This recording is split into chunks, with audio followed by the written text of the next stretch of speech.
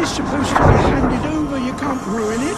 The international ratings agency Moody's has lowered its outlook for the UK economy from stable to engulfed by bloodletting.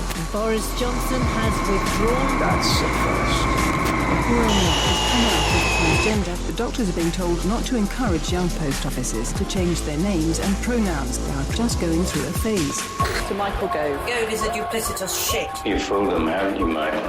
Here he comes, Rishi Sunak, walking up Downing Street to address the country for the first time as Prime Minister. My fellow Decepticons, as your new leader. This short video is my introduction to using an auto cue. I pledge an auto cue won't turn a wooden speaker that I will serve you into a TV personality. And I will work You should rehearse day in to get the scrolling speed of the text day out. just right. Thank you. This is BBC One, and it's now time for the multicoloured swap shop.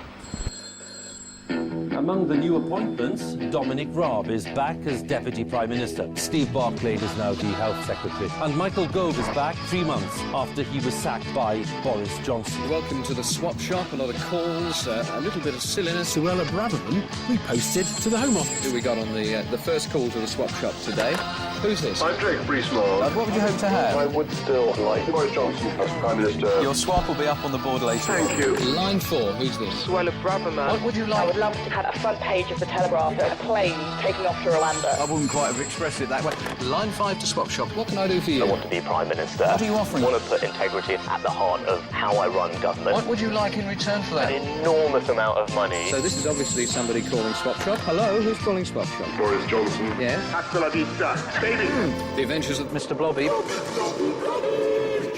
Rejected by the party weeks ago, he's now the first new Prime Minister of the Carolean era. One must continue to look forward. In 70 years on the throne, Queen Elizabeth dealt with 15 prime ministers, starting with Winston Churchill. I will remember the look of concern on my father's face. After Churchill came Anthony Eden. Trouble. Mr. Harold Macmillan becomes Prime Minister of Great Britain. Increasingly challenging. I like Douglas Hughes. Small and insignificant. In 1964, Harold Wilson became the Queen's first Labour Prime Minister. Not exceptional. Ted Heath became Prime Minister in 1970. One is aware of certain stories about him. James Callaghan was Prime Minister in 1976. Is there nobody else? When Margaret Thatcher became Prime Minister, there were reports that the Queen privately disapproved of the government's social agenda. This horrible government. The Conservative Party voted today to make John Major the new Prime Minister. Though nobody knows his name. Tony Blair certainly appreciated the Queen's advice after his landslide victory. Full of lies. Gordon Brown is now certain to be this country's next Prime Minister.